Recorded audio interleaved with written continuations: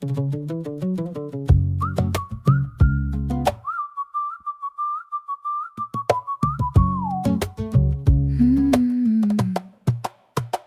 sat in muraqabah, seeking peace within.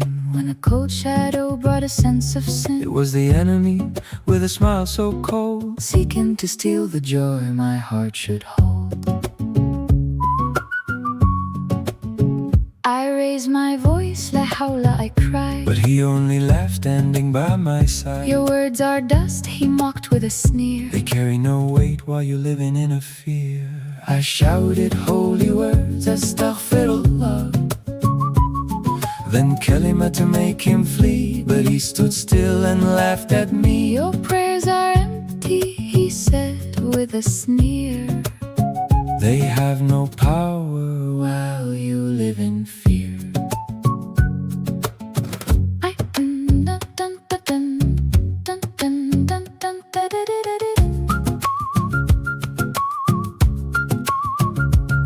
I tried every chant and every sacred line, But the whispers grew, attacking my mind. because I was trembling, worried and sad. My words couldn't fight the power he had.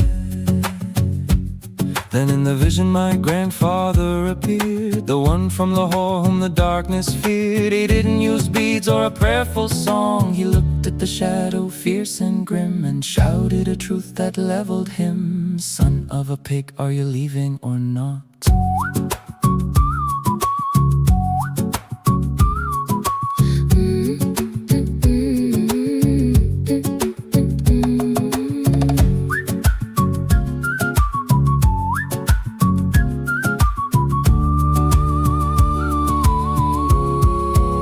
And like a bad dream, he fled the spot.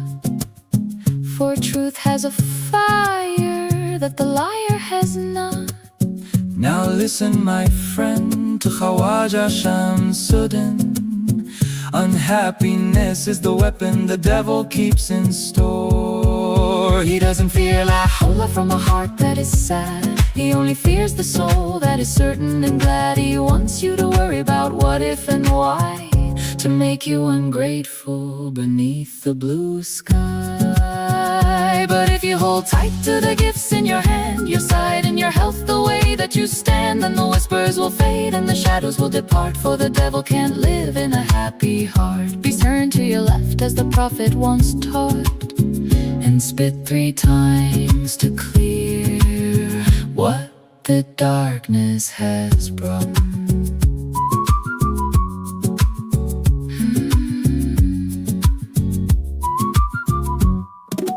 تو शैतान कहाँ भगाता है? आदमी खुद ही भागता है। बताओ हमारे तो शैतान गुना भी चाहता, वो इतना कम अकल नहीं है जितना इंसान है।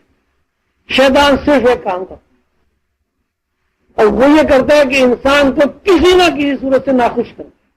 बस एक इंसान को जब शैतान नाखुश कर देता है, उससे फिर गुनाह के अलावा कोई बात सरपद ही नहीं। कानून है, अल्लाह ताला फरमाया, ऐ आदम तू तेरी बीवी जन्नत में रहो, खुश होगा खाओ।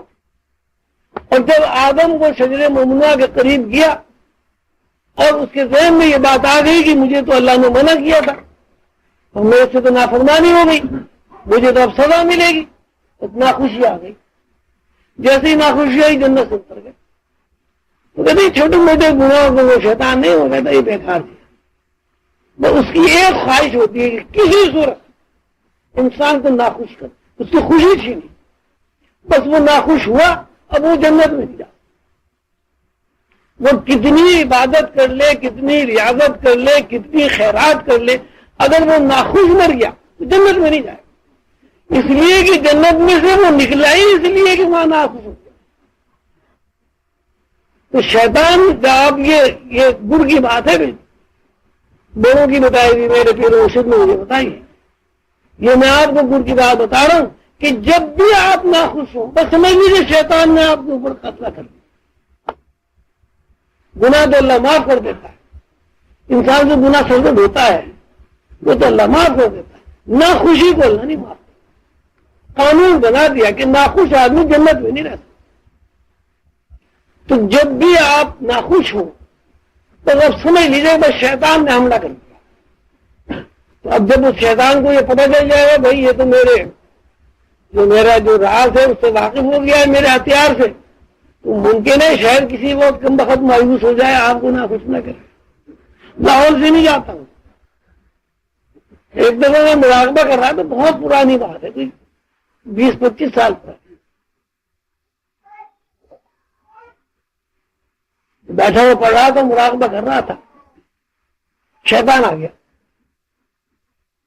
بڑی عجیب صورت شکل اس کی, بہرحال یہ ذہن میں آیا کہ شیطان. تو میں نے لاہور پڑھنی شروع کر دی, لاہور بہت زور زور سے لاہور پڑھے. تو بڑی اس میں خبیث ہنسی ہنس کے کہنے لگے اب لاہور کا میرے اوپر اثر نہیں ہوتا, وہ جو لاہور پڑھا کرتے تھے وہ مٹی ہو گیا. پھر میں نے صاحب وہ استغفار پڑھنے شروع کر دی, اس کا بھی نہیں اثر ہو, ایسے کچھ بھی پڑھتے رہو کچھ بھی نہیں. پھر میں نے جی کلمہ طیبہ پڑھنا شروع کر دیا. ارے کہنے لگے میں کتنے کلمے طیبے لاکھوں کروڑوں آدمی روز پڑھتے ہیں, کیا اثر ہوتا ہے, تم پاگل کلمہ طیبہ پڑھ رہے ہیں. سب میں نروس ہو گیا, اور میرے ذہن میں یہ بات آئی کہ اب شیطان میرے اوپر غالب آ گیا ہے, اب میرا ایمان گیا. تو اب بجائے اس کے کہ میں کلمہ طیبہ پڑھتا یا کچھ پڑھتا, میں باقاعدہ رونے لگا آنسوؤں سے کہ میں کیا کر سکتا ہوں, اس میں تو کسی چیز میں اثر ہی نہیں ہوا. تو میں نے یہ دیکھا کہ میرے دادا پیر آئے, ان کی روح وہ حیات تھے, وہ لاہور میں تھے, یہ کراچی تو میرے دادا پیر تشریف لائے. تو مجھے ان کو دیکھ کے کچھ ڈھارس بنی. تو وہ جیسے ہی آئے ان کا سور کا بچہ جاتا ہے نہیں جاتا, شیطان بھاگ گیا. جنہیں اپنا واقعات. تو اب صورت حال یہ ہو گئی کہ لاہور کا استغفار کا اس میں اثر ہی نہیں ہوتا. اس کو پتا ہے جھوٹے ہیں, وہ یہ جانتا ہے یہ جو کچھ ہے زبانی جمع قاعدے دل تو اس میں شامل ہی نہیں. تو بھائی اب تو ضرورت اس بات کی ہے کہ شیطان کو مارو, تب بھاگے گا. لاہور یا پھر لاہور پڑھو تو اپنے جیسے اپنے ہمارے اسلاف تھے ویسے بن جاؤ, پھر بھاگے گا. ان کے سور کے بچے کہنے سے بھاگ گیا, میرے لاہور سے نہیں بھاگ. تو اس میں دیکھیے اس میں ایک راز ہے. دیکھیے ایک آدمی بیٹھا ہے بھائی اپنا پڑھ رہا ہے, جو بھی اس کو اس کی پھر مشکل سے ہوتی ہے, خوش ہے, سکون سے بیٹھا مراقبہ کر رہا ہے, اس نے آ کے ڈسٹرب کر کے ناخوش کر دیا. جیسے ہی ناخوشی ہوئی وہ جناب ذہن سے سارا مراقبہ یہ تصور سب ہوتا. تو اس سے بھی یہی نتیجہ نکلتا ہے کہ شیطان کا مشن ہی ہے کہ وہ ایسی ترکیبیں لڑاتا ہے کہ جہاں آپ کا گمان بھی نہیں جائے گا اور آپ کو ناخوش کر دے. آپ دیکھیے آپ بیٹھے میں ہاں کا خیال آ گیا یار اگر بچہ مر گیا تو کیا ہوگا, بیوی ناراض ہو کے میگی چلی گئی تو کیا ہوگا. بھائی جب 20 سال تک بیوی میگی نہیں گئی تو اب ناراض ہو کے کیا چلی جائے گی اتنے بچوں کو چھوڑ کے. پھر آپ لاہور پڑھیں گے, استغفار پڑھیں گے, میں لاہور کیسا غلط خیال ہے. پھر تھوڑی دیر میں خیال آ گیا کہ اگر بچوں کی شادی سے پہلے میں مر گیا تو کیا ہوگا. دیکھیے کوئی اس کا تعلق نہیں. اس کا مطلب جتنے وسوسے آتے ہیں ان وسوسوں کی بنیاد ناخوشی کے علاوہ کچھ, اور جتنی یقینی باتیں آتی ہیں ان سب کی بنیاد خوشی کے علاوہ کچھ نہیں. اب آپ کو یقین ہو جائے کہ صاحب مجھے تو اللہ تعالیٰ معاف کر دیں گے, رحیم و کریم ہے, آپ دیکھیے کتنے خوش ہوں. اور آپ کو یہ وسوسہ ہے کہ میرا تو کوئی عمل قابل قبول ہی نہیں ہے, حالانکہ اللہ نے نہیں آپ سے کہا کہ بھائی تیرا عمل ناقابل قبول ہے, نہ اللہ نے آپ سے یہ کہا کہ تیرا عمل قابل قبول ہے تو جنت میں جائے گا. لیکن اس میں یقین ہے کہ اللہ میں ضرور رحم کرے گا, اس لیے کہ وہ تو رحیم کریم ہے, میں تو وہی بنے گا, آپ خوش ہو گئے.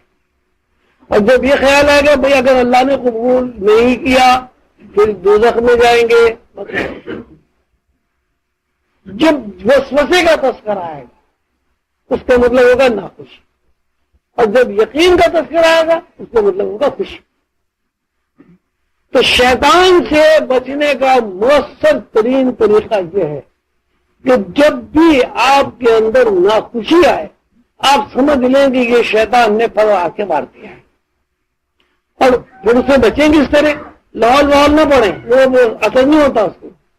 آپ کو خوشی تلاش کریں، مگر اب آپ تلاش کریں گے بھائی اللہ نے ہمیں اولاد دی، اللہ نے ہمیں اتنا اچھا کھانے کو دیا، اللہ میاں نے ہمیں صحت دی، اللہ تعالیٰ نے مجھے اچھے دوست دیے، اللہ تعالیٰ نے مجھے ہاتھ پیر دیا، ایسے بھی لوگ ہیں جن کے ہاتھ پیر نہیں ہوتے، اللہ نے مجھے آنکھیں دی، ایسے بھی لوگ ہیں بیچارے جو اندھے ہوتے. مطلب یہ خوشی آپ ڈھونڈ سکتے ہیں اپنے ہی اندر. تو جب آپ اپنے اندر بار بار بار بار خوشی ڈھونڈیں گے ظاہر ہے وہ شیطان خود ہی مایوس ہو کے اپنا منہ کھڑا ہے.